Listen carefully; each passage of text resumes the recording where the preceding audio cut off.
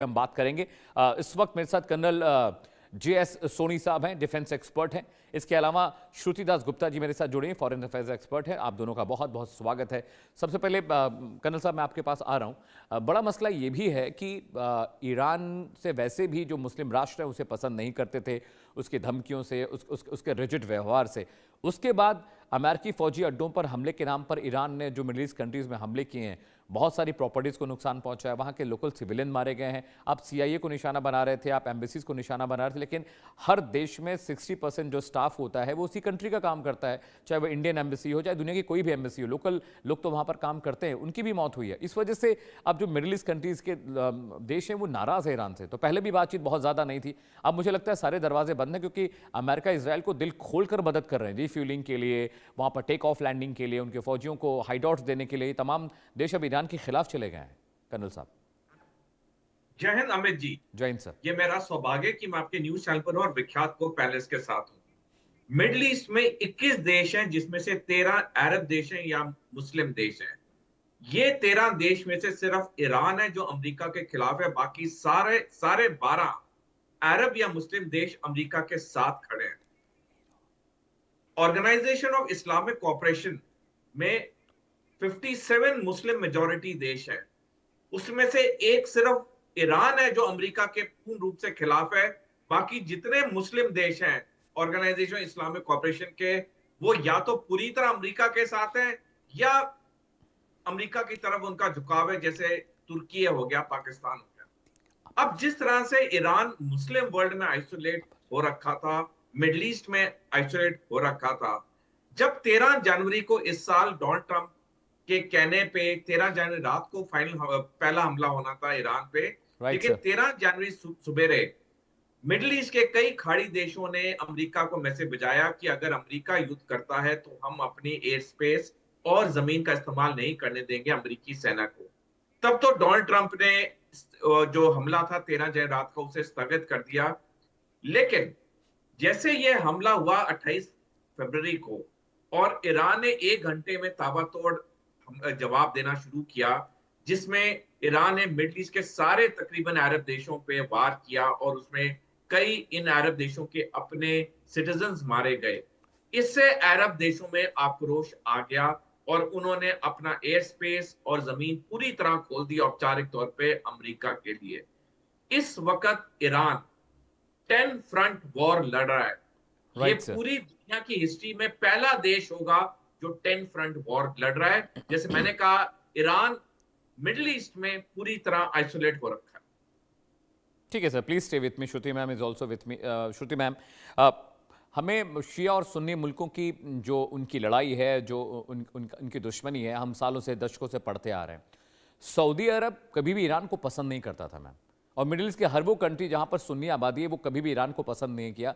और ये खबर आपको शायद आप डिबेट में थी मैम, आपको याद होगा कि ये खबर सबसे पहले हमने दिखाई थी कि सऊदी अरब के जो टॉप ऑफिशियल्स हैं वो बात कर रहे हैं अमेरिका से कि भाई जल्दी से मार के, ये मौका है, इनको मारो, इनको वीक करो, क्योंकि लगातार हमको धमकी देते हैं। और ये शिया बनाम सुन्नी वाली जंग मैम कहीं ना कहीं न्यूक्लियर वेपन तक पहुंच भी रही थी।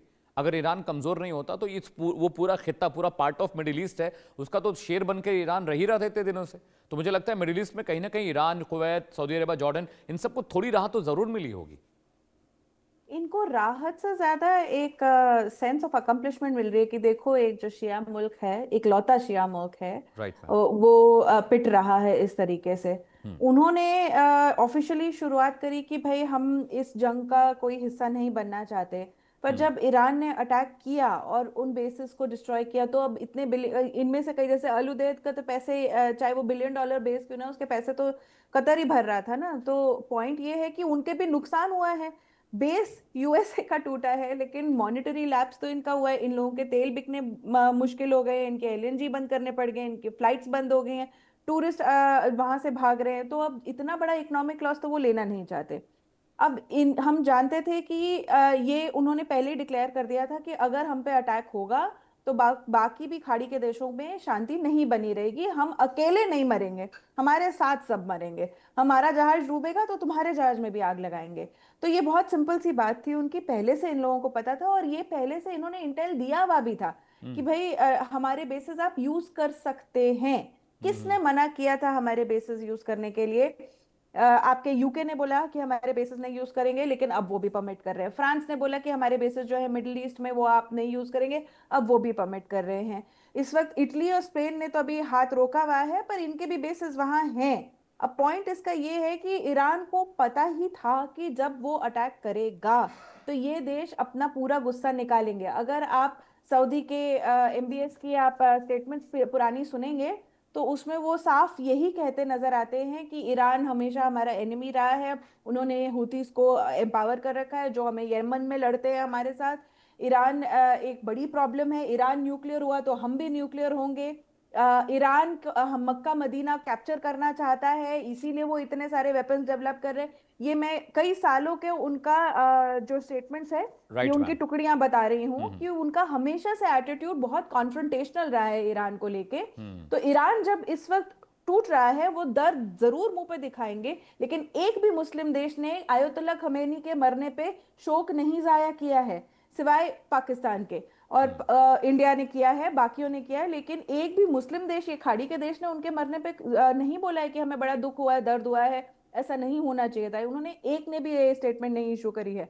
सबने बोला है कि भाई ईरान को राइट ऑफ सेल्फ डिफेंस होना चाहिए, ये आगे बढ़नी नहीं चाहिए झड़प, ये और नहीं होना चाहिए, हमारे पे मत मारिए। वो अपने डिफेंस में ही बात कर रहे हैं, वो कभी भी ईरान के प्रो बात नहीं कर रहे हैं। और ईरान इनके नाक में दम करके भी रखता है। अगर आप देखें, सीरिया में दम कर रखा है, इराक में दम कर रखा है, लेबनान का कहानी हम देख चुके हैं। आप इसका यमन में देख लीजिए। ये सारे जगहों पे इसने अपने नॉन स्टेट एक्टर्स का एक ऐसा जाल फैलाया हुआ है जिसमें इन सबकी नाक अटकी हुई है।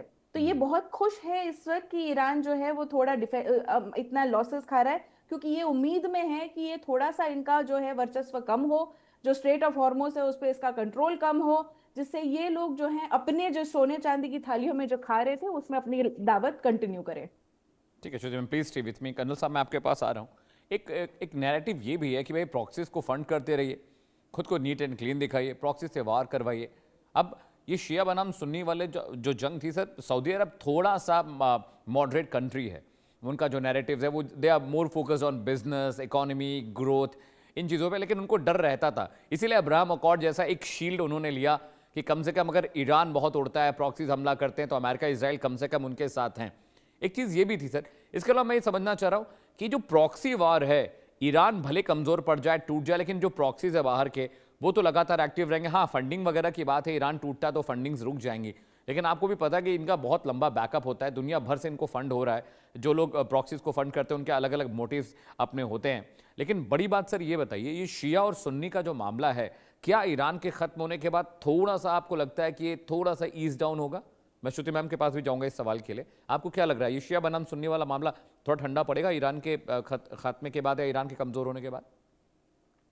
अमित जी देखिए, अगर हम मानते भी हैं कि ईरान में सत्ता परिवर्तन हो जाएगा, रेजिम चेंज हो जाएगी, जो कि होनी बहुत मुश्किल है, लेकिन डिस्कशन के लिए मान भी लेते हैं कि वहां सत्ता परिवर्तन हो गया, रेजिम चेंज हो गई, कोई दूसरा आदमी आया जो अमेरिका की तरफ झुकाव है और उसमें वो कट्टरपंथी नहीं है जो आयतुल्लाह खामेनी है उसके बेटे में है, तो डेफिनेटली ईरान के जो मानसिकता है उसमें चेंज आएगा। देखिए 1979 तक, 11 फरवरी 1979 तक, जब तक इस्लामिक रेवोल्यूशन नहीं हुआ था, ईरान दुनिया का सबसे आधुनिक देशों में से एक माना जाता था, जहां पे औरतों को कुछ भी खाने के लिए, बोलने के लिए पूरी छूट थी। ये तो इस्लामिक रेवोल्यूशन के बाद वहां पे ये कट्टरपंथी बातें आई, और जो हमने हाल देखा पिछले 47 साल में, जो उन्होंने औरतों के साथ किया और आदमियों के साथ भी किया। तो मेरे को लगता है अगर रेजीम चेंज होती है, लेकिन वो सबसे बड़ा इफ है, अगर वो होती है तो कोई भी जो आएगा जिसका झुकाव अमेरिका की तरफ होगा, ये ईरान में परिवर्तन आएगा। देखिए जितने ये खाड़ी देश हैं, ये सारे बिजनेस वाले देश हैं, इन्होंने अरबों डॉलर खर्च किया है अमेरिका पे अपनी सिक्योरिटी अम्ब्रेला के लिए, और जब वो देख रहे हैं कि उनका टूरिज्म खत्म हो रहा है, उनका तेल नहीं जा रहा है दुनिया में, जितने खाड़ी देश थे उनका तो सिर्फ दो ही स्रोत थे आमदनी के, एक या टूरिज्म या दूसरा तेल, दोनों पे ये युद्ध ने सब कुछ बंद कर दिया है। तो अगर रेजिम चेंज होता है, मेरे को नहीं लगता ये शिया सुन्नी वाली ये कहानी ज्यादा लंबी चलेगी। देखिए हमने कुछ दशक पहले तो हम भारत में भी देखते थे शिया सुन्नी में लड़ाई होती थी, जब इनके त्योहार होते थे कोई निकलता था, मारपीट होती थी, अब कई सालों से वो बिल्कुल खत्म हो गया है। और दुनिया में भी ईरान को छोड़ के बाकी तो कोई इतना कट्टर वाला देश है ही नहीं जो कि अमेरिका के इतना खिलाफ होगा जैसे अमेरिका खड़ा हुआ है। जैसे मैंने पहले कहा, पूरे 57 ऑर्गेनाइजेशन और इस्लामिक कंट्रीज में से एक ईरान ही है जो अमेरिका के खिलाफ है, बाकी 56 तो अमेरिका के साथ ही हैं। तो मेरे को लगता है अगर वहां परिवर्तन हो गया तो ये शिया सुन्नी वाली कहानी दब जाएगी, खत्म हो जाएगी ऑलराइट बहुत सर, हद तक। ऑलराइट, ठीक है, ठीक है। श्रुति मैम भी मेरे साथ हैं, कर्नल साहब आप भी मेरे साथ रहिए। और इस बीच ग्राफिक के जरिए कुछ और कंटेंट का एलेबोरेशन करना आपके लिए बहुत जरूरी है। मोहम्मद बिन सलमान ने किस तरह से एक मास्टर स्ट्रोक लगाया है, कैसे ईरान का उन्होंने काम तमाम किया और अमेरिका के साथ दोस्ती और बेहतर गांठ लिए। जी हाँ, सऊदी प्रिंस MBS ने अमेरिका पर ईरान को खत्म करने का दबाव बनाया था। ये खबर सबसे पहले हमने आपको दिखाई थी। ईरान में सत्ता परिवर्तन के सबसे बड़े पैरोकार अरब देश वहां पर बने। क्या डोनाल्ड ट्रंप और प्रिंस सलमान की सीक्रेट बातचीत हुई थी? बड़ा सवाल यह भी है कि अरब देशों ने ही लिखी थी ईरान की बर्बादी की स्क्रिप्ट। ये ऐसा इसलिए है क्योंकि श्रुति मैम भी जैसे बता रही थी, सोनी साहब भी कह रहे थे कि ईरान पूरे मिडिल ईस्ट को कंट्रोल करना चाहता था अपनी ताकत से, अपने नैरेटिव से, अपने हथियारों के बूते। और ये बात सऊदी अरब, जॉर्डन, कतर जैसे मुल्कों को ठीक नहीं लग रही थी। इस बीच इंटरनेशनल मीडिया और इंटेलिजेंस रिपोर्ट की माने तो इस युद्ध के असली सूत्रधार सऊदी अरब के क्राउन प्रिंस मोहम्मद बिन सलमान हैं। खबरें हैं कि उन्होंने बार बार अमेरिका के साथ सीक्रेट मीटिंग्स की, फोन पर बातचीत की, वर्चुअल वीडियो कॉल्स किए ताकि इस्लामिक शासन का अंत यहां पर हो। और उन्होंने कहा कि अभी लोहा गर्म है, अभी नहीं तो कभी नहीं। अरब देशों को पता था कि जब तेहरान में मौजूदा व्यवस्था में उनका तेल साम्राज्य और उनकी सत्ता सुरक्षित नहीं है, इसलिए उन्होंने अमेरिका को अपने एयरबेस दिए और इजराइल को खुफिया जानकारी दी। ये रिपोर्ट हम आपको वॉशिंगटन पोस्ट के जरिए से बता रहे हैं, जो अमेरिकन मीडिया हाउस है। अगर ये रिपोर्ट सही है तो ये दुनिया के इतिहास का सबसे बड़ा जियोपॉलिटिकल गेम है, जहां एक मुस्लिम देश को ठिकाने लगाने के लिए पूरा अरब जगत इजराइल अमेरिका के पीछे खड़ा हो गया था। उनके लिए ईरान की बर्बादी ही उनके भविष्य की गारंटी थी। एक बड़ा पैनल मेरे साथ है, श्रुति मैम भी हैं, सोनी साहब भी हैं। श्रुति मैम, ये जो डर होता है, हालांकि शिया सुन्नी का मसला पाकिस्तान में भी मिलेगा आपको, सीरिया में भी है, तमाम जो मुख्तलिफ देश हैं दुनिया के, वहाँ पर जहाँ मुस्लिम आबादी बड़े पैमाने पर है श्रुति मैम, तो वहाँ पर थोड़ा बहुत तो शिया और बनाम सुन्नी का मामला है। लेकिन पाकिस्तान और ईरान में सबसे ज़्यादा इस पर आग बरसी है और सबसे ज़्यादा कम्युनिकेशन हुआ, सबसे अधिक ज़्यादा जो डिस्टर्बेंस है इन्हीं दो मुल्कों में सबसे ज़्यादा रही है। अब ये बात जो हम कह रहे हैं कि भाई सऊदी प्रिंस ये चाहते थे, कतर चाहता था, जॉर्डन चाहता था, तुर्की को माइनस कर दे मैम तो तुर्की नहीं चाहता होगा, लेकिन बाकी सऊदी अरब तो चाहता था। और मैम ये हुआ भी है और खुशी इस बात की है। और दूसरा सवाल ये भी है कि अब कुर्द लड़ाकों को as a proxy America, Israel भी इस्तेमाल करने जा रहा है। तो वो सिनेरियो आप कैसे देख रही हैं और यहाँ पे सऊदी के लिए कितनी राहत वाली खबर है, कितना पीसफुली अब वो सो पाएंगे? कुर्द लड़ाकों वाली खबर मैं आपको आज बता रही हूँ। एक लेटर निकला है सोशल मीडिया पे जिसमें उन्होंने साइन करके बोल दिया है कि हमें अपनी इस झड़प में ना इन्वॉल्व करें। आपने हमें पहले इराक वॉर में एक अलग कुर्दिस्तान का सपना दिखा के यूज किया था और उसके बाद कचरे की तरफ फेंक दिया था। इस बार हम ईरान के अंदर आपके लिए तो नहीं खड़े होंगे। तो इस बार ये उन्होंने यूएसए को बहुत साफ साफ बता दिया है कि हम आपके यूज करने वाले प्यादे, या वो जैसे इनके डिफेंस मिनिस्टर ने कहा था ख्वाजा आसिफ ने, टॉयलेट पेपर की तरह यूज करके नहीं फेंक सकते हैं। हम इसके लिए राजी नहीं हैं। तो कुर्द के लड़ाके अगर लड़ेंगे तो वो अपने हक के लड़ेंगे, अपने हिसाब से लड़ेंगे, वो अमेरिकन इंटेलिजेंस के हिसाब से नहीं लड़ेंगे। इनफैक्ट आप और भी अगर जाएंगे तो बलूचों ने भी अपनी हेल्प ऑफर करी है कि अगर आप चाहें तो, क्योंकि उनका जो बलूचिस्तान का एक एरिया है जो पाकिस्तान के बलूचिस्तान से लगता हुआ है, वो एरिया जो है, जो यूनाइटेड बलूचिस्तान का उनका ख्वाब है, उसमें ईरान वाला भी एक रीजन आता है। तो ये वाले फाइटर्स भी अपना उन्होंने इनफैक्ट अमेरिका को बोला है कि अगर आपको चाहिए तो हम आपको मदद कर सकते हैं। तो बलूचों ने अपनी मदद ऑफर करी है। कुर्द ने कहा है हम अपने लिए लड़ेंगे, आपके लिए नहीं लड़ेंगे। पर इनका आप दूसरी तरफ फॉलोअर देखिए, बहरीन पे प्रोटेस्ट चल रही है। बहरीन के राजा को पलट के ये बोलना पड़ा है कि अगर आपको इतना ही अच्छा लगता है ईरान तो आप वहीं जाके रह लीजिए। तो ऐसा नहीं है कि शिया सुन्नी का जो सबसे बड़ा इम्पैक्ट हुआ है वो सिर्फ आपका पाकिस्तान में जाके हुआ है। इंडिया ने भी देखा है ये प्रॉब्लम। थैंकफुली हमारी गवर्नमेंट ने, मैंने आपके ही शो पे पहले बोला था कि हमारी गवर्नमेंट को अंदेशा हो गया था, हमने ग्रैंड मुफ्ती के साथ मीटिंग कर ली थी, इसीलिए उनकी मस्जिदों से ये आवाज नहीं आई कि चलो इसका बदला लीजिए, इस मौत का बदला लीजिए। ये ऐसा नहीं बोला। शोक मनाया जा रहा है जरूर, लेकिन कहीं पर भी आप पाकिस्तान लेवल वाला शोक नहीं देख रहे कि जहां वो आग लगा रहे हैं या किसी और को नुकसान पहुंचा रहे हैं।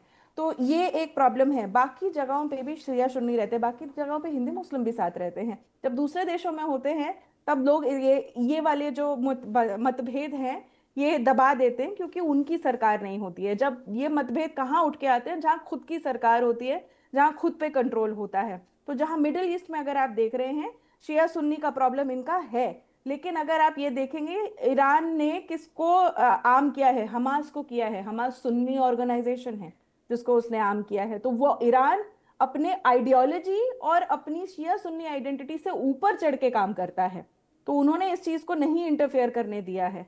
और सऊदी अरेबिया का तो बहुत पुराना सा ही इनके साथ प्रॉब्लम चल रही है। तो ये एक शिया सुन्नी लेवल पे इस प्रॉब्लम को देखना हमारे लिए सही नहीं होगा। पाकिस्तान का प्रॉब्लम ये है कि उसके पास शिया भी हैं और सुन्नी भी हैं, और सारे के सारे एक बराबर गरम मिजाज वाले हैं। वहां पे एक तरफ अपना छाती ठोकते हैं, मना रोते हैं, पार्लियामेंट में मौन धारण करते हैं, और दूसरी तरफ वही जाके एयर डिफेंस भी लगा देते हैं ईरान के खिलाफ। मैं कहीं सुन रही थी कि पीओके में आज 7 मौतें हुई हैं जाके। क्यों मौतें हुई हैं? यही शिया सुन्नी वाला ही प्रॉब्लम हुआ है जाके। इन्होंने बोला कि आप जाके यूएस के गोद में बैठे हैं, शियाओं ने जाके कुछ प्रॉब्लम करी है वहां के एरिया में जाके, शायद सिक्योरिटी फोर्सेस से जाके भिड़ के आए हैं। तो ये शिया सुन्नी वाला प्रॉब्लम उनको भारी पड़ने वाला है, क्योंकि पश्तून तो ऑलरेडी मतलब अफगानिस्तान से पिट ही रहे थे, और ठीक है, पश्तूनों ने मैं सोनी साहब के गोली पास जा रहा हूँ। सोनी साहब के बैठो, please stay with me. Soni साहब, एक तो मसला ये भी है कि कुर्द लड़ाकों को बहुत मुमकिन है कि अमेरिका कोशिश करे ईरान के एक हिस्से में, एक खित्ते में बसाने की। और सुन्नियों को लेकर एक जो है कि भारत में देखा जाए तो सुन्नी सबसे ज़्यादा महफूज अगर खुद को समझते तो इंडिया में समझते हैं। यहाँ का नैरेटिव थोड़ा डिफरेंट है। हमारे यहाँ शिया सुन्नी से हमें फ़र्क नहीं, हमारे लिए वो दोनों ही मुसलमान हैं, हमारे लिए वो मुस्लिम कौम के तौर पर हम उन्हें पहचानते हैं। और शिया सुन्नी को लेकर भारत में भी अगर आप देखें तो ठीक है, उनके इबादत का थोड़ा तरीका अलग है। एक मज़ार पर जाता है, एक मज़ार पर नहीं जाता, एक बुत पूजा करता है, एक बुत परस्ती को नहीं मानता ना, किसी के नमाज का सलीका अलग है, किसी के तमाम चीज़ें अलग है। लेकिन यहाँ पर वो लड़ाई देखने को नहीं मिलती है। सुन्नी इंडिया में आप अपने आप को खुद को ज़्यादा महफूज समझता होगा बाकी मिडिल ईस्ट और बाकी मुल्कों के मुकाबले, सोनी साहब? अमित जी, जब मैं स्कूल में पढ़ता था तब मेरे को अच्छी तरह याद है, तब सिर्फ न्यूज़पेपर होती थी, टीवी बिल्कुल नहीं थी। न्यूज़पेपर में आए गए दिन जब भी कोई इम्पोर्टेंट इस्लामिक त्योहार होता था, शिया सुन्नियों के बीच में वहां पे लड़ाइयां पेपरों में छपती थी।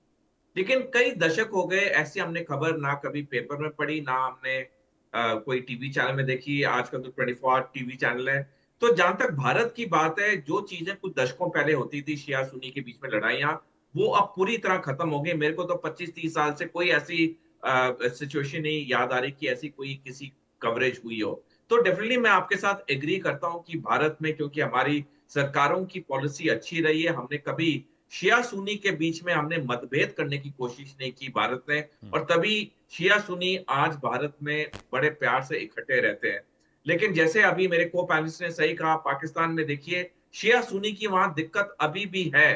अभी जब कुछ दिन पहले अमेरिकन कॉन्सुलेट में शिया गए, फिर वहां फायरिंग हुई, 10 शिया मर गए। तो पाकिस्तान में है क्योंकि पाकिस्तान की जो सरकार है वो शिया सुन्नी के बीच में मतभेद करके ही सत्ता में रहना चाहती है। वहां की पॉलिटिकल डायनेमिक्स को वो इस तरह से एक्सप्लॉइट करती है, जबकि भारत की किसी सरकार ने शिया सुन्नी को कभी एक्सप्लॉइट नहीं किया। तो मैं आपके साथ बिल्कुल एग्री करता हूं कि वो दुनिया के देश जहां अभी भी ये शिया सुन्नी वाली ये लड़ाइयां हो रही हैं, उन्हें भारत से सबक को सीख लेनी चाहिए, कैसे भारत ने पूरे मुस्लिम समुदाय को इकट्ठे रखा हुआ है।